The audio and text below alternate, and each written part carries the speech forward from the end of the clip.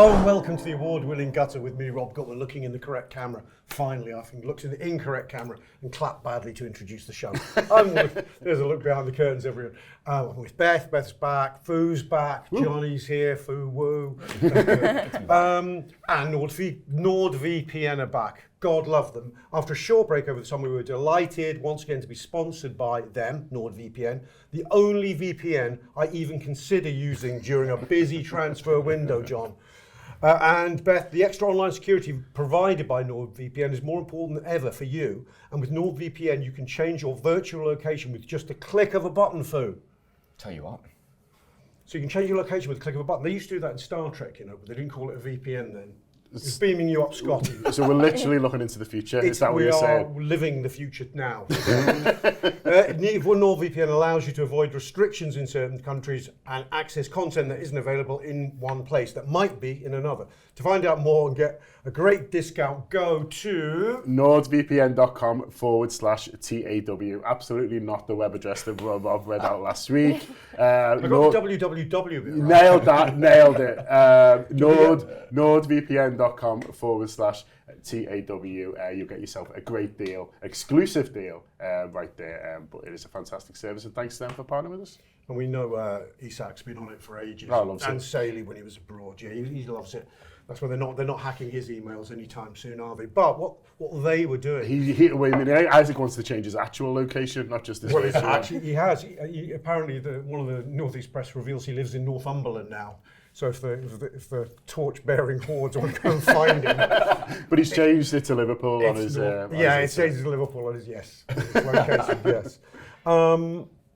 So let's talk about Alexander, the not yet great, but soon to be, we hope. John, let's start with you on this one. I'm just, amused and intrigued in equal measure by this idea that this delegation of top lads from Saudi and the whole Newcastle setup descended on his home in Northumberland to have one last chat with him on the day of the game as well. It felt, in this reporting, almost felt intimidatory. Do you know what I mean? It's just so, I don't know, odd that they all, was it like Mohammed bin Salman himself went from MSB, the head of Saudi. Who was there? Like the head of PIF was there. What's his name? Jamie Reuben. Reuben. Yeah. Can't keep him out the action. No, Big Salman. Yeah, big sandwich guy. Yeah.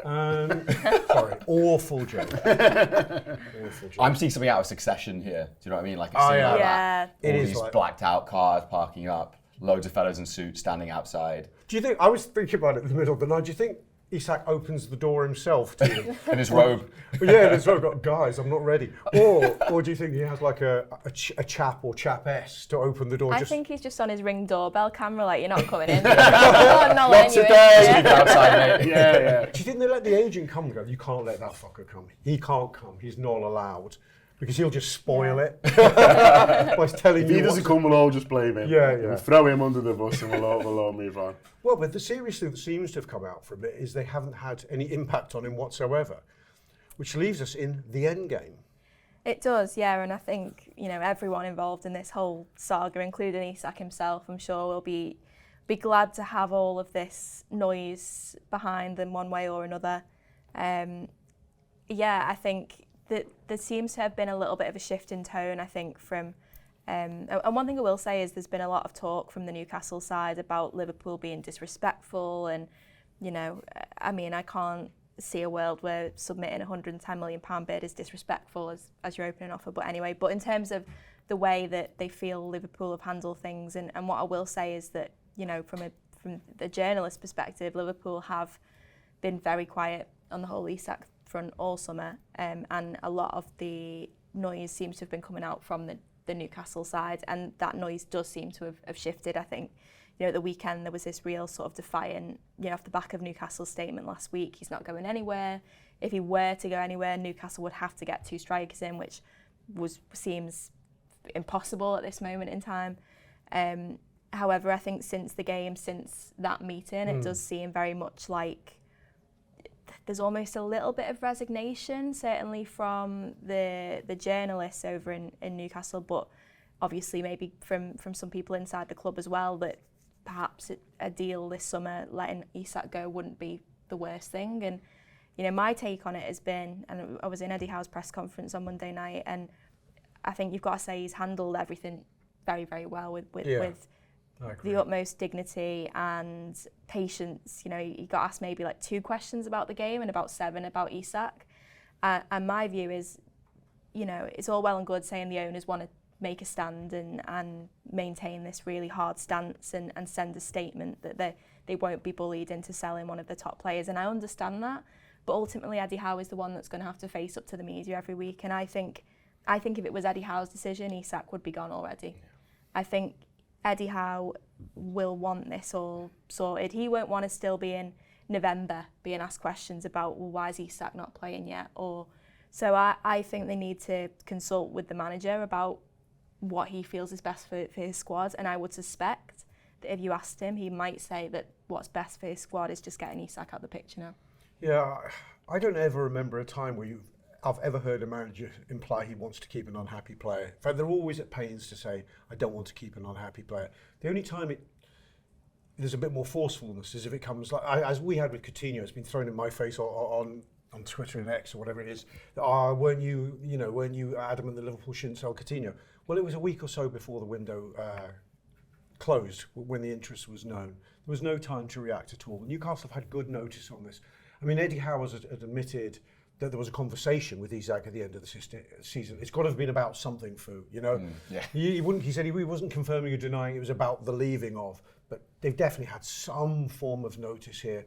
And I think this is maybe in this endgame, this is why Craig Hope said yesterday, there's a feeling among some close to the club, whoever that might mean, that Isak's situation is beyond repair and the sale is best for all parties. I mean, go figure, you know? Yeah, no, totally. I think if you look back maybe towards the start of this saga, there was a line that came out, wasn't there, from Eddie Howe that he understands players have short careers, and I think that's very much all managers. Probably the key difference between that level of sort of manager in a football club and then the kind of higher ups, where they understand that point of view a lot more. A lot of them have been players. A lot of them obviously they have a better idea of the kind of mindset of a football player, professional football player. So I think that very much is an attitude they all take, they all understand, and the fact that came out quite early on in this whole thing makes me think that he sort of made peace with it, and he's obviously had to throw these sort of he's had to leave the door open a little bit since then, because I'm sure conversations between him and the higher ups involved, look, we can still convince him to stay, we can still sort of make this work somehow, and he's sort of had to leave that door open in the situation that they found themselves in.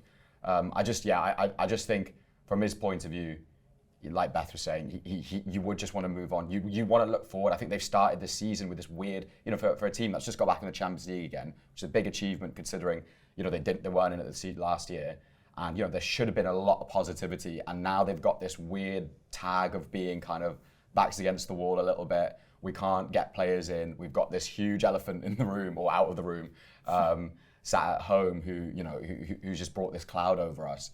And I think a manager really quickly wants to get rid of any sort of external or internal negativity, because there's enough things to be dealing with than to have all this kind of hanging over them. And they don't want to be seen as that sort of club, do they? Like, if they want to now be with the big boys, they want to be seen as a bit more of a destination club, as a bit more of a slick, well-run club. And I feel like a lot of that has been undone.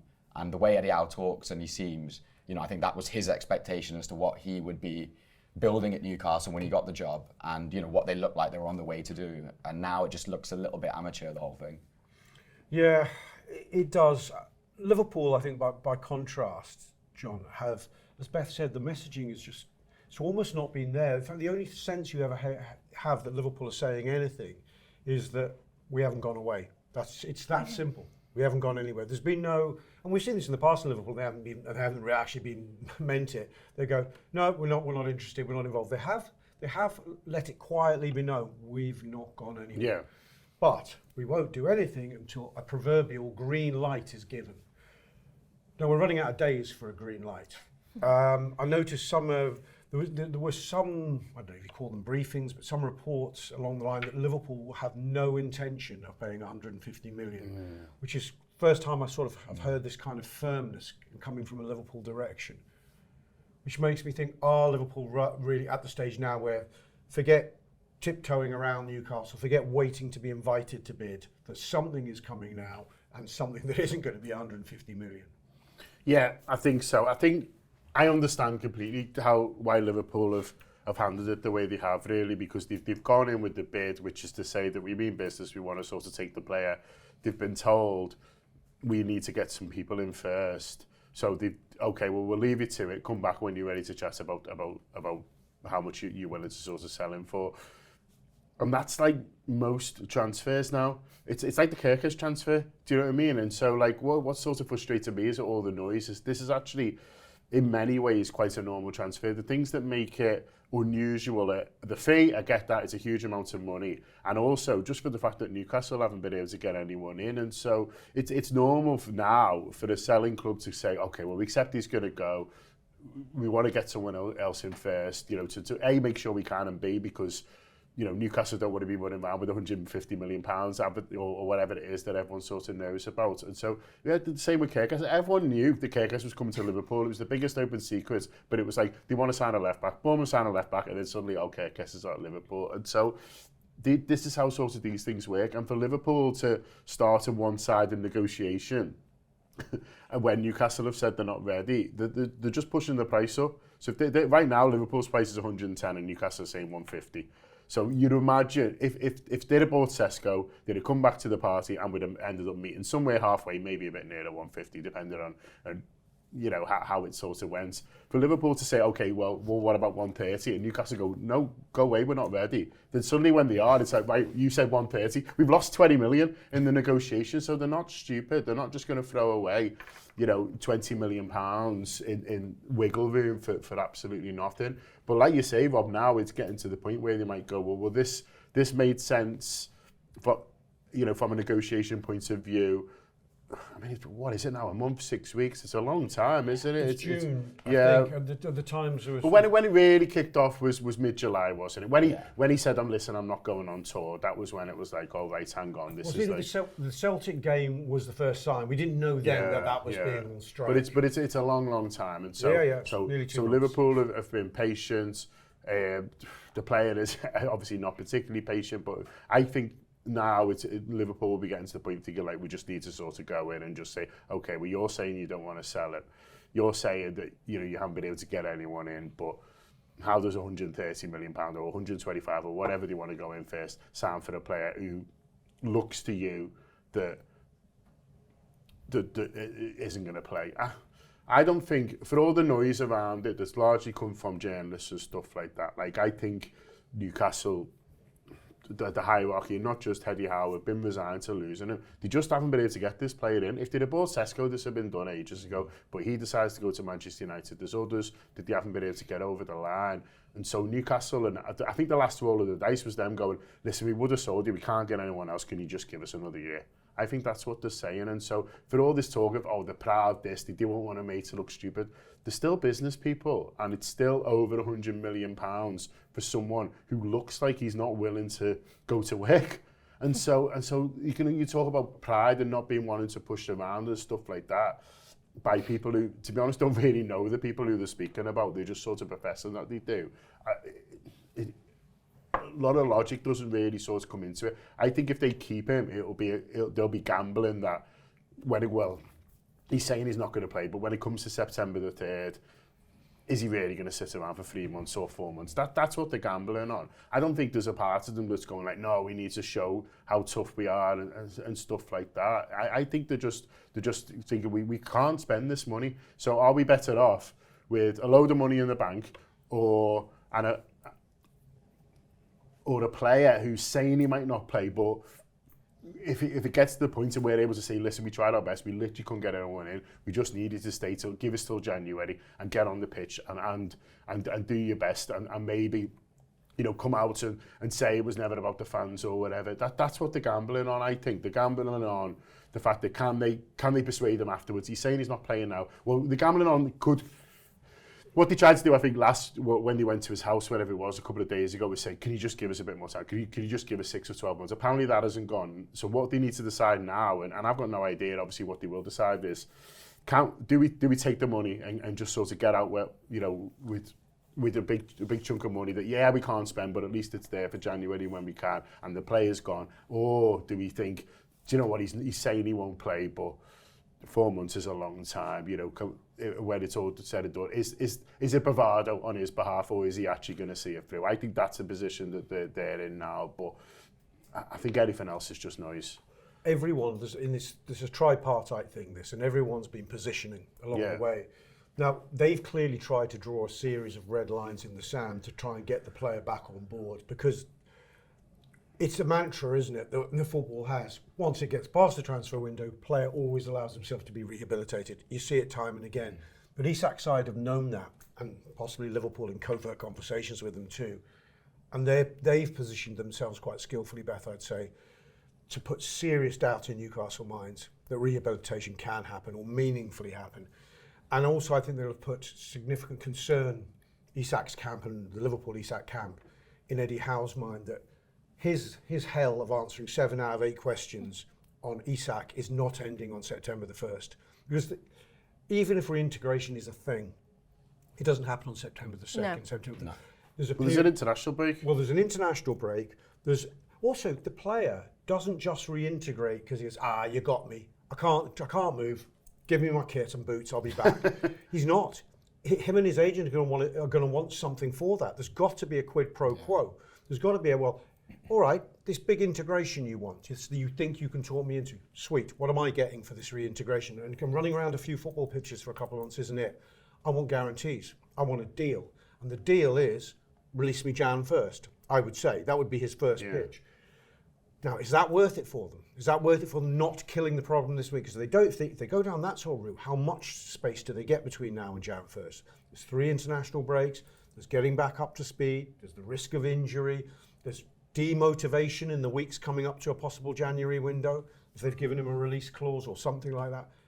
I can see why their gamble, I suppose, Beth, is what I'm saying in a long-winded way, that their gamble that they could just get reintegration to happen looks a bigger and bigger gamble with each passing day nearer the window reaches. And I think that is why the noise has changed, because I think there has maybe been a sense of acceptance from the Newcastle end maybe the last couple of days that isn't as easy as just saying, well, we'll welcome you back with open arms. And, you know, I've seen a few people say, obviously, Anthony Gordon now is going to miss 3 games, and that makes it even harder for Newcastle to sell. Now, first of all, I don't think Newcastle, the decision makers at the club, whoever they are, would jeopardise a potential 140 million pound transfer for the sake of 3 games. Plus, I also think, you know, one of those games is going to be before the transfer window closes, so he's not going to be involved in that. And even then, it is the whole getting back up to speed and things like that. So, he's not had a pre-season as such, has he? Really, he's not trained with the group since mid-July. So you would imagine, even if Liverpool do sign him, you know, if Liverpool signed him tomorrow, he's not going to be involved on Sunday against Arsenal. And it's it'd be a month before he could start. I would say. So, you know, I think in the short term, that reintegration isn't going to be. They're not going to get the benefits of that, Newcastle. So you're saying probably, maybe even from the start of October is when you're going to see the best of him. And you think then, for the sake of, I mean, there's obviously a lot of fixtures, including in the Champions League as well, to be played in that period between. 2 international breaks though as well. Yeah. Which take time out. Yeah, and then of course if he is promised a deal in January, and he's got a little bit of tightness in his hamstring and on December the 1st, is he going to play? Because he's going to think, well, I don't want to do anything that's going to jeopardise my move in a month's time. So I just think, and it sounds like you're so biased because you're just saying, oh well, you want him to come to Liverpool. But I think if it was any club in this situation, I would just think it makes no sense objectively, I think, for Newcastle to keep him. If Salah was playing up now, I mean, it feels a bit weird saying that, but Salah's taken us to the brink on a contract, so it's not actually that weird. But say we found out Mo had indicated at the beginning of the summer, and maybe even earlier, that was it, really. Find me a club, and Liverpool had gone, well, we need to find replacements, and we need to get the right level of bid. Would we be saying we wanted to force him to stay now? I just don't think. You could feel ill will towards him, but what do you want him for? Is this kind of, I don't quite get it. Obviously, there's this Coutinho evidence where he got turned around, but it was quite different. Well, obviously, we did a deal with him, right? I think it's always about the credibility of each side's position. Like Isak would not be able to, in all good conscience, quite frankly, go on strike if 2 things weren't present. One, a buyer willing to compensate his club with a very, very good fee, and two, a sense that he'd given due notice on this one. These are the key elements here that give a player a sense of a moral authority despite the noise outside. Yeah, and I mean, we don't know what those conversations were between him and Eddie Howe. I thought it was interesting when Eddie Howe admitted that, and I mean, I don't know, they could have been talking about NordVPN for all we know. Could have been. But it's all a bit too much for Eddie, this modern stuff. you sense it was about his future, and I think you sense from what Eddie Howe said that maybe it was a suggestion that actually this summer might be, might be the summer that he moves on. And I think it's interesting, a few Newcastle fans have said that toward the back end of the season, his contributions tailed off, and after that cup final, there was almost a sense of not down in tools, but maybe someone who already then was not quite committed to the project. So if that is true, then maybe those conversations or the sense that this would be the summer he moved on have been ongoing for a long time. I think from the Liverpool side of things, I think what you guys said is absolutely right, in the sense that the most telling thing is the silence on it, because I think if Liverpool didn't feel there was a strong chance that they could get a deal over the line, no matter how difficult it might be to do, then I think they would have made clear by now that they were walking away, and they haven't done that. So as much as Newcastle have been, from the outside have been unequivocal, we're not selling until we get this, we're not selling until we get that, I think Liverpool have, and maybe have for a while, a sense that a deal could still be done. You see, that fascinates me, for Liverpool's risk analysis on this. Now, we can say glibly the Liverpool identify one target and they stick with that identified target come hell or high water, and that they will wait. And of course, there is evidence for that. But there's also plenty of evidence for Liverpool lining up 2 or 3 options in a preferred position. Now, Liverpool have known for some time how they were planning to rejig their forward line. They willingly let Darwin Núñez and Luis Diaz go. Obviously, there's the tragic loss of Diogo, but how long ago now? I'm losing sense of space and time. Probably predates. It's before they came back for pre-season. Yeah. So it's back in June. So Liverpool have known what they require in a sporting sense for quite some time here. For them to have put all their eggs in this one big basket, and I mean, it's one thing saying we wait, but you feel that they must have back at base had a sense of near certainty, rather than just go, hey, you know what, Isak's a big one. Even if we've only got 60%, we'll go for this. That seems to me too big a risk profile, given what the club needs to achieve this season, given how far it's down the line it had gone with all the other recruiting, given the sales. I don't know if this is wishful thinking, but I feel they must have had a sense that everything we're seeing playing out before us may be something of a charade, and this is just about picking a key moment, and that this happens. Yeah, no, totally. I think the thing with the 150 million number that was getting brandished about on that side, that's sort of it sounds to me like a number of, well, if you pay that, then it's almost too good to turn down. I think everyone would probably say you've overpaid there. I'm not saying Liverpool necessarily care about that. When they like a player, they will put the money, and they're not bothered about what the outside world thinks. They have their way of valuing. But if you look at it purely from Liverpool's position, they are in such a position of strength because the player is so agitated. He's so set on leaving. And wanting to specifically come there. It's not a thing of a bidding war opening up because it's just Isak wants to get out of Newcastle, wherever, he doesn't care. No, it's very much he's got his eyes on one place, and that obviously makes things complicated for Newcastle. And Liverpool aren't gonna just pay the money for the sake of paying the money. It's huge numbers we're talking about. Even the difference between 150 and 130, that's still a big amount when it comes to the reality of the deal. So I think. They are in such a position of strength in this specific deal, but I feel like it's a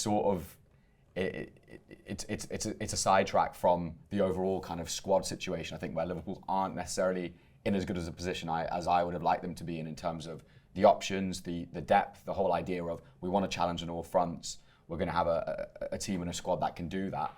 I don't necessarily feel like we've got the numbers in terms of the depth and quality, and it's a little bit worrying because I feel like if they got this done, if this is going to take this whole week essentially to kind of get to some sort of conclusion, will that put off other business that they maybe wanted to do, other kind of younger players necessarily in other positions? I don't know. I mean, obviously you can work on more things than once, but it feels like this has sort of taken so much attention. And I know a lot of it is waiting around and Newcastle sorting themselves out. But there will be the thing of sort of managing the Isak side of things. I'm sure, you know, they're all in contact and in touch.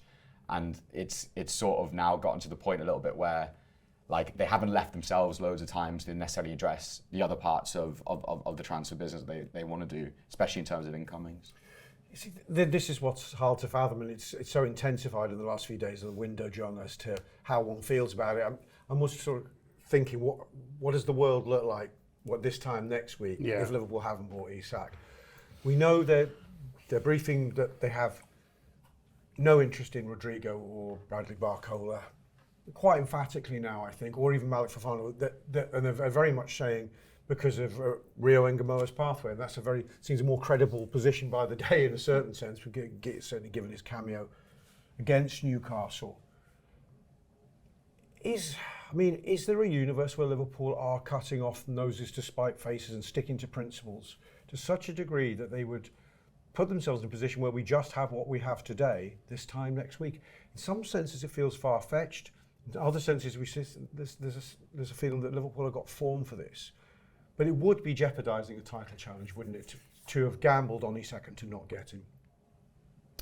Yeah, I think, like you say, to put all our eggs basket in one to such an extent, it does feel like we were given some assurances.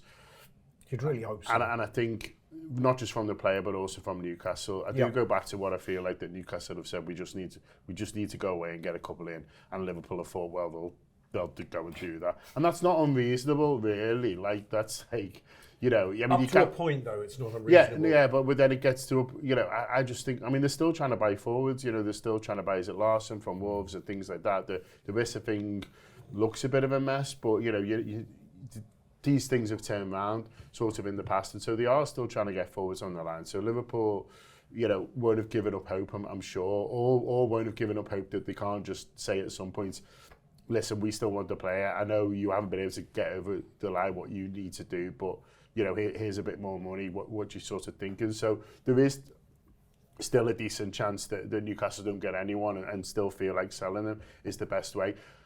All these owners get on better, I think, than what people sort of imagine for all that. Will probably Newcastle, this big kind of, you know, this storm that's caused between Neil was the fans. talking about the director's box. What did that look like on They'd be fine.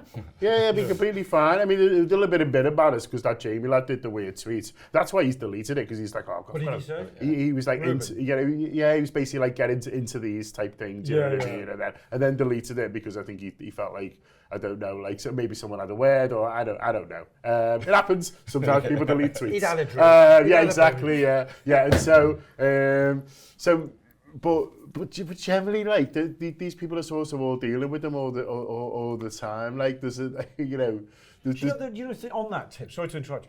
The Darwin Núñez thing is a little riddle wrapped with an enigma in this, which I can't quite get my head around.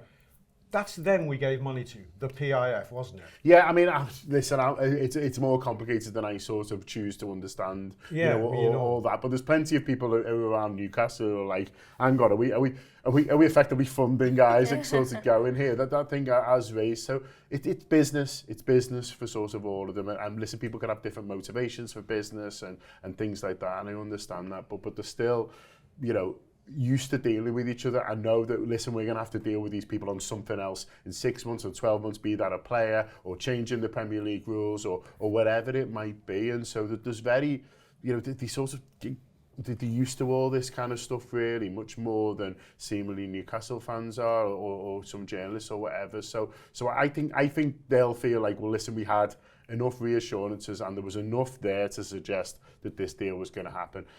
Now they'll have to look at it and you know, sort of slightly differently. Obviously the percentage is coming down sort of day by day, but like you said before, Rob, in the question, they have shown that they'll wait till January, and I think that's what they'll do, and they might look at it and think, do you know what, we can get to January with what we've got, and it's a little bit of a risk. They've done it before, they did it with Virgil, and then we all had to watch Dejan Lovren at Spurs, and I'm still getting over it. But they did get to the Champions League final that season. They did. They qualified for the Champions League. They got to the final. And so they'll probably think, do you know what? January to May is when trophies are won.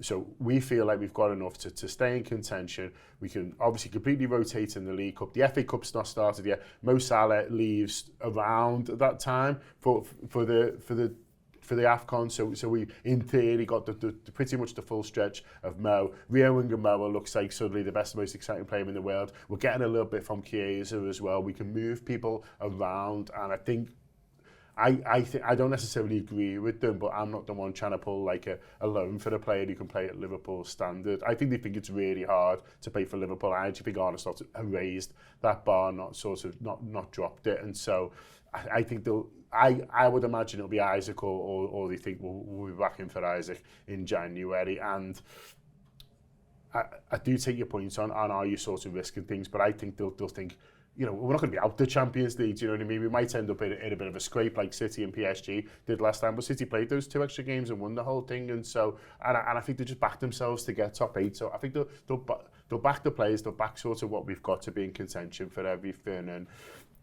as I say, it's not necessarily what I'd do, because I'd always go on the side of caution, just get someone else in. But we've got someone else in before and not ended up using them. So I think that's what they'll do, and I can sort of get my head around the way of thinking.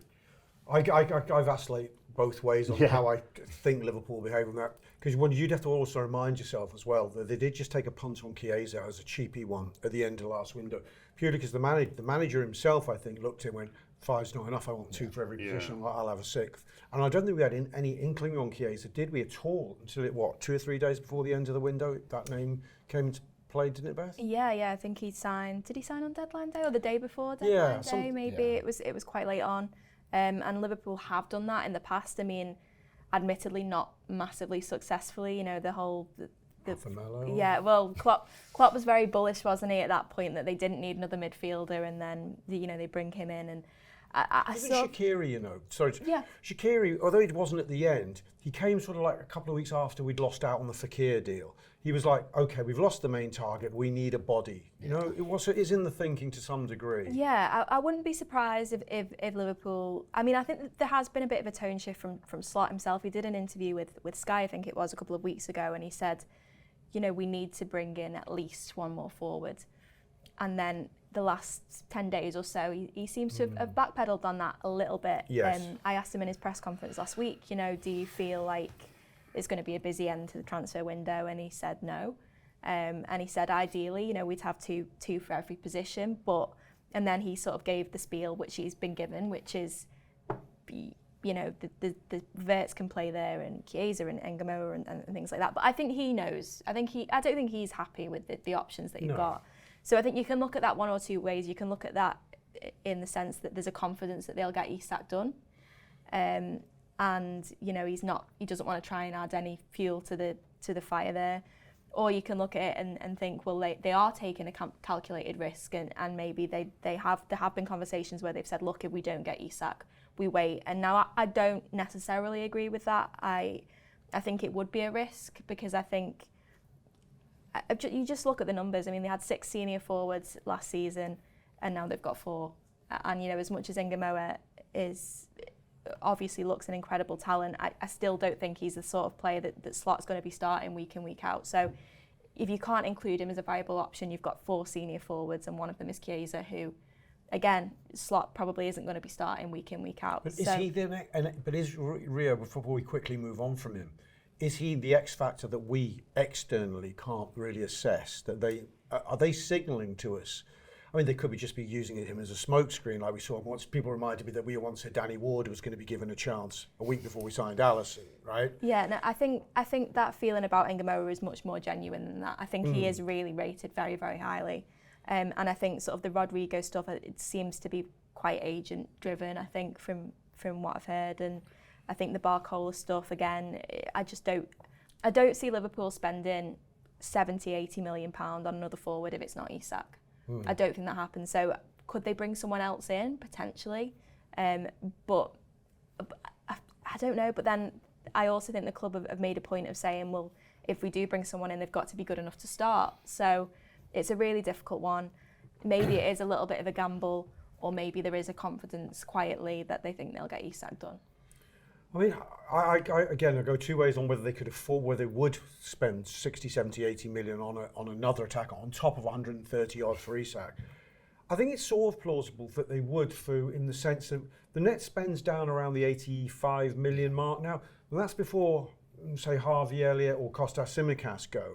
Now, if you've got 45 for Harvey and 10, 15 for Tsimikas, you're down at what, 30 million, 25 million net spend. I mean, Arsenal's net spend, they haven't got more than us. They've spent more over the last few years. We're the champions. Our resources are at least equal of theirs. I feel Liverpool have the resources if they had to. Let's put it this way: if young Rio Ngamo, God forbid, pulled his hamstring now and was out for whatever happened to Stefan Bajcetic, was out for 10 to 20 weeks indefinitely. If Liverpool would then feel pressure to go into the market, I don't think they're going to the market for a £15 million player. I think they're going large. Yeah, and so they should. I think even with Rio being the way he is, you talk about an injury there, but just the normal issues you get with young players, where they're naturally, no matter how talented, how good they are, they will have dips. They will have different issues come up. You also want to be sensible in terms of their long-term career and how you develop them, literally from a physical point of view. Playing, you can't expect them to be playing Premier League football regularly at 16. For 90 minutes. For 90 minutes, and I think that's a huge thing that's kind of felt a bit kind of in our faces a bit over these last two games, that it feels like a lot of the options on the bench are very much finishers rather than people that you would happily start.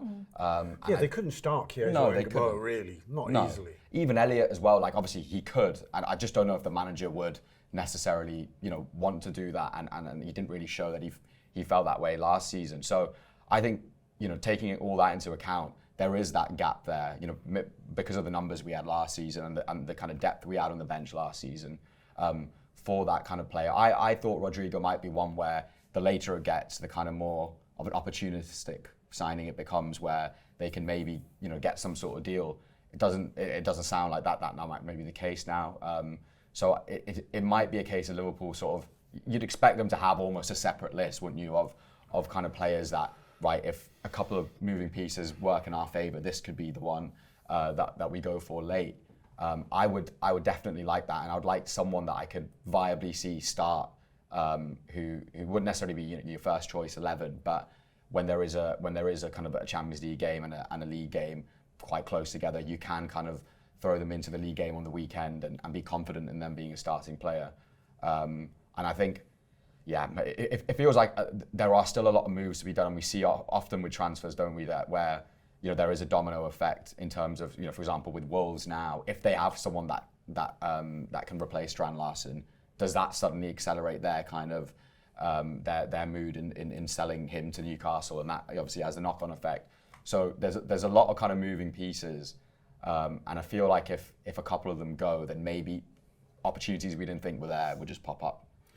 Yeah, in viewing Liverpool's, let's face it, title prospects, John, if I rewind to 4 weeks, say, I was, cup over runneth with just how exciting it was.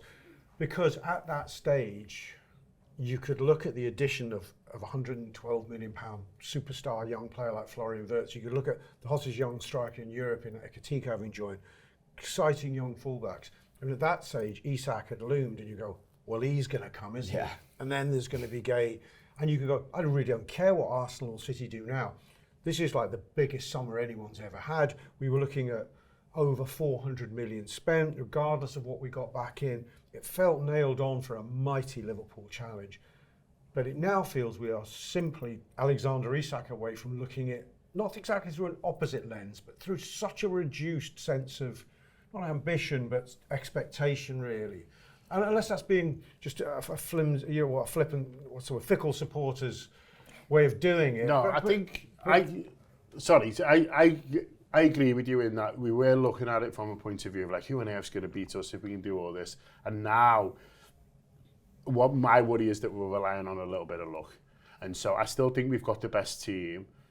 I still think we've got the best team in the league. And obviously Arsenal are still recruited and things like that. But it looks like Arsenal and what they've done have got more depth than us now. And now it's a long season, and you'll need that depth eventually. So I think they're gambling a little bit. If they go with one now, and we've not even talked about the centre-half situation, but that's it's just as On the board. that's just as kind of, you know, knife edge really, in terms of you get one injury and suddenly you're looking at it and thinking, well, what are we doing there? Yeah, it's the same up top as it is, and then we've got, you know, this, you know, a good level of cover and skills in midfield, and obviously players there who prove, like Sabah said, they can move into other areas, but you can't move them everywhere. But it's substitutions. Sorry to interrupt you, John, but it's substitutions which you don't tend to switch a centre half, whereas you need to be able to switch at least one or two. And you just want to be able to have good options who can come on in different situations. And I'll caveat that with 2 forwards have scored big goals off the bench for Liverpool this season, but you'd love the certainty, wouldn't you? As a supporter, you'd love to go, listen, no one's beaten us this season. We've got the best team. We've got these players ready to come in. You know, we've solved the problem last season, you know, with the who's going to play number 9 with these 2 fucking belters, do you know what I mean? Like, whoever, you can play both of them, you can play one or the other, maybe, you know, whatever it is. One on the bench, one left. You know, we've sorted that. There was both fullbacks needed replacing for different reasons. We've got those 2 in. We've got, you know, Quanta's gone, but we've got these centre halves who are ready to sort of come in and contribute. Look at that. Who's beating Liverpool? And then we've got Florian Wirtz, who's this like bit of magic dust we're going to sprinkle on top. Who's beating Liverpool? That's how you'd love to talk as a fan. Whereas instead you're like, well, yeah, we're looking pretty good, but if there's an injury there or if there's a problem there, what's Canate looking like? There's just more question marks, I think, you'd like as a fan at the moment. And that's not to say there aren't question marks about other teams. There are for Arsenal. You know, the centre forward that they've got in, is he the man who's going to sort of power them forward? Yeah, they've brought, you know, other players into different areas, but are they actually game changers, or are they just more bodies who are at a similar level to the one who should another Trossard, exactly. Yeah, I don't know. No one knows that at the moment. That's unknown. So they've got question marks. City have obviously got question marks and look pretty ordinary at the weekend, and so they've got their own issues. So I'm not sat here saying that Liverpool aren't still title favourites or aren't still going to win the league, but you love to be more bullish, and you get more bullish with more great footballers. Totally. I think it's the Fuad as one. it's a numbers thing, but it's also a skill set thing and qualities, and that, I think for me, that feels like something, you know, we've lost a little bit of diversity in that with the signings. I think there's been a move, you know, a focus on the kind of central areas in terms of our creativity, the way we play being through there. But then, you know, if you look in the forward positions, even if you do bring an Isak in, you know, we're only talking really about Cody Gakpo and Mo Salah as, you know, naturally wide footballers playing out wide with sort of that kind of skill set. And even Mo, you know, his game's changed a little bit and evolved. And, you know, you think about the qualities we lost in Diaz. How will we replace that? Rio doesn't, again, I just don't count him as that consistent option. It's pace rate. It's pace, it's ball carrying, it's those sort of things, which, yes, we can do in other ways, in other parts of the pitch. But I think it kind of goes against your natural instinct, especially as a Liverpool fan, having been used to see how this team has played over the last few years, where it feels like there is a bit of a gap in that kind of skill set at the club. And, you know, we haven't quite seen it from the fullbacks yet. Obviously, Frimpong might, you know, prove to be that in a certain way. Carriquez is, you know, blending in and finding his feet a little bit. But in terms of a pure forward that can do that, I still feel like there's always, you can never have enough of them, but also you can always count on needing a good wide forward who can kind of get you up the pitch, you know, a bit of pace, all those sorts of things.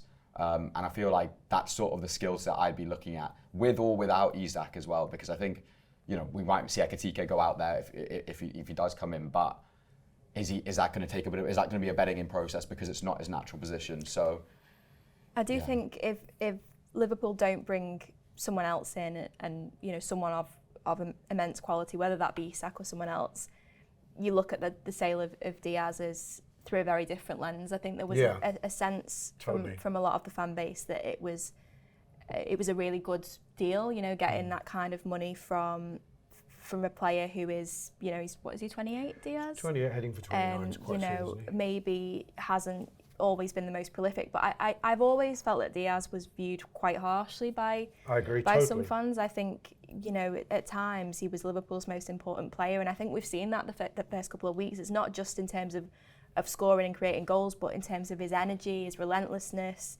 his durability. I think he was such a good signing for Liverpool, such a good player for Liverpool. And listen, Liverpool didn't want to sell him initially this summer. That wasn't, you know, they didn't come into this summer saying we're looking to move him on. The player wanted to leave last summer. Liverpool sort of stood firm. The start of this summer, Liverpool tried to do the same thing when Barcelona first inquired, and then Bayern Munich, and then ultimately it just came to a point where Liverpool felt they couldn't refuse the offer. And I understand that, and I still think it could end up being a smart move when you look at, you know, if Liverpool do bring someone else in.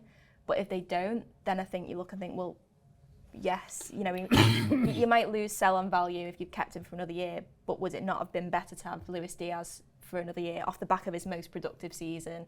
So I think if they bring someone else in, you can say, right, fine, you totally understand that. If not, I think it was maybe a mistake letting him go. Did the manager slightly give things away in a sense when he talked about this at a press conference? He didn't. He don't think I'm wrong in saying this. He looked at who was replacing who, and he said, well, Ekitike, in a sense, is our Luis Diaz replacement because Luis played through the middle and out wide, and Ekitike can do both. And then he started going through his forward options, and I thought he almost tripped himself up a bit. And then he went, and Darwin is replaced by, and he stopped. I almost felt he was pausing to think, and then he came up Florian Wirtz as a false nine. And I thought, yeah, you see. I think what he meant to say was Isak's the Darwin Núñez replacement, really. Yeah. That's the truth of the matter. I do wonder, Beth, for all the fretting, mainly from me, are we simply getting Isak and Guehi over the line away from going, actually, it's all brilliant? I think if Liverpool managed to get those 2 deals done, you can't complain about anything they've done in the transfer window. And listen, I do I get the argument that you'd still want another wide forward, and I think in an ideal world, you know, that would be a dream, but ultimately you're never going to have 100% transfer window where you get everything you want. And I do think if they get Isak in, getting a Rodrigo or a Barcola, I don't think it's realistic, and I also don't think it's necessarily needed because I think Rio doesn't get a kick, by the way, at all. I think Cody. I think there is a real fine line between, you know, taking a gamble with your squad and also thinking, you know what, we are pretty well stocked, and if we get loads of injuries, then we've just been very unlucky. Because I think if Liverpool get another forward in, then I think they're good to go for the season. And I think then, you know, you can look at it and say, well, if Florian Wirtz does have to play there, or if Szoboszlai ends up playing a little bit further forward and stuff like that, in an emergency, you can stomach that because you think, well, there's no way you could have foreseen 3 forwards all being injured at the same time. So I think if they get another forward, and another defender, I think it's a very, very strong window. And I'm going to emphasise a point because Neil's not here because he always kicks back at me on this one, John. Though I think it's all right to say one more forward's fine, as Beth has described. We live with that, especially given the quality of them. But I think it does have a knock-on effect to your stock in midfield because I think it means you have to prepare yourself that you might need to use Florian Wirtz more often than you would have done if you'd had a 5th forward, the second forward at the end of the window. And that knocks on to Harvey Elliott and whether you let Harvey Elliott go or not. I kind of feel if the only business was yet to do is Isak and Guehi, brill, but also let's keep Harvey. At least till January. Yeah, and I think that's what might end up happening. And you know, the fact that it hasn't happened yet suggests that they are sort of waiting to see, you know, is it waiting to see on the Isak thing or is it a little bit more than that? I'd feel more comfortable with Elliott staying personally because he's a good player and you know you can't have too many of them. I don't think, and I understand he's getting a little bit frustrated with minutes and things like that as well, and you can't keep him forever. But in terms of the numbers of ins and outs that have happened over this year, and just having someone who there's a dependability in him. We know his attitude is going to be absolutely spot on wherever he steps onto the pitch. He's got the versatility, you know, in his play. I think you just keep hold of him, and there will be games for him. He was unlucky last year, wasn't he? If you think about it, of our midfield stock, he's the only one who actually got injured. If what happened to him for the first 3 months of the season, if what happened to him had actually happened to Curtis Jones, I don't think we'd be having this conversation about Harvey Elliott now. I think he'd have played a huge amount of minutes. Maybe, yeah. I mean, we'll never know on that. And also, there's the FA Cup situation as well, which is, you know, they go out at that and he just sort of bombs a couple on the back of it, really. And I always felt that was a little bit harsh because, yeah, it was a bad performance. But I think that, you know, a first team could have gone there and done that. You know, it was a tough pitch. I still don't think they'd have scored if they hadn't got a bit of a freak penalty. Yeah, Elliott ends up giving that away. So he's at the seat of the crime for that too. But if we'd have got through that tie, which as I say, I think would have happened without a penalty. I didn't see them score. And, you know, if they'd have got through it on penalties or whatever and gone on a decent run, you know, we'd have got games there and maybe more chances to impress. He obviously has the Paris moment, which is really nice for him, albeit doesn't end up mattering too much because we go out. But he's a good footballer, and it's back to the Diaz thing. Do you know what I mean? You can strive for this perfect squad, and you know we do that, and you can have fun with it as a supporter. But if you've got a lad who's really good, who's available more often than not, who gives everything on the pitch, like that's all right. Maybe, you know, a few of them in your squad with all the superstars and stuff like that, like is completely fine, completely normal. Yeah, just like be careful. You know, you roll it. You can be, you know, you can be reckless. I think rolling the dice and asking for perfection. And we want 22 world-class players, and then 8 of them are fed up because they're not sort of playing. Yeah, Harvey's obviously a little bit fed up at the moment, but you know he's not going to down tools. You know he loves the club as much as we do, and that counts for something. And he's got loads of ability, and he's still young. I think a lot of the decision making that Liverpool do, if you think about it, and Diaz was a classic case, and Elliott's might prove that, is to sanction a sale. I think Liverpool want, I mean, this is a guess, but I think it's right, 2 of 3 factors to be in play. One, ideally, the manager would want to sell the player. 2, the player would want to go, and 3, the fee would have to be right. I think with Elliott and Diaz, you'd probably say in both cases, the manager in an ideal world will keep both. But in both cases, there's a potential for a good fee, and the player would feel, for different reasons, they would want to go to fulfil to fulfil their career potentials. And sometimes this is a dangerous strategy, I think, by Liverpool, because I think the manager. I think if you ask Slot sitting here now, do you want to keep Harvey Elliott? He goes, I don't want anybody to be unhappy, but I feel a lot happier keeping him now till Christmas. Yeah, I think it's been hard to sort of gauge really where Slot stands with Elliott. I think he maybe doesn't necessarily have the trust in him to start him regularly. No. But he hasn't had to, and I think maybe if he did see more of him, if Liverpool did need to rely on him a little bit more, you maybe then start to see the best of him. I think with Harvey Elliott as well, it depends on the destination. I mean, West Ham was talked about earlier this summer. Now West Ham looks like a thoroughly miserable place to be at the moment. Yeah. And you know, as much as I think Harvey Elliott obviously wants to go and wants to get minutes, it's got to be the right destination for him. And if that isn't forthcoming, I know Leipzig has obviously been the big one in the conversation in the last couple of weeks. But if say that doesn't materialise, then I don't think he's just going to go anywhere for the sake of it. But I totally agree with John's point in the sense that, you know, every team needs those sort of players who maybe they aren't the superstars, they aren't the most eye-catching players, but in a sense they're sort of some of the most important cogs in the machine. And I think this season 2 of Liverpool's most important players will be Dominic Szoboszlai and Cody Gakpo. And I think, you know, they maybe might not always get the headlines, but I think in terms of their availability, their reliability. I mean, Gakpo quietly, you know, last season had a tremendous season and was scoring, you know, a goal every other game. And, you know, it might not have always been flashy, might not have always been. There might have been times in games where you're just looking at him going, oh, you know, strange you want player. a little efficient. Bit more. Yeah, but efficient. And I think you need players like that. And maybe Harvey Elliott is one who ends up falling into that category. Also, I think you have to look at what early season injuries you pick up, because often the early season sort of frames how it's going to be. Yeah. Like Arsenal lose Odegaard early on, we lose Elliott last season early on, Alisson, and that can sort of set you up for the first half of the season, what your squad looks like. And I think you rush to get people out before the transfer window ends, you can end up looking silly. Let's finish on Marc Guehi. That's an interesting one, Fu. I mean, it's one, because it's not a glamorous one really. It's not a signing where you think he automatically goes into the first team or improves us. And yet there is a universe near at hand where he does go straight into the first team and does improve us. But more importantly than all that, we need the numbers there. We brought the kid in, which takes the pressure off Leone. This one has trundled along for some time in a way that's made me nervous. I think at some point somebody else is going to jump in and go, just have the money, Palace. And there was a rumour in the week that City wanted him, and you go, shit, that makes a bit of sense. It's been poo-pooed a little bit. You nervous on Guehi? It feels like one where the player and the club, as in Guehi and Liverpool, seem set.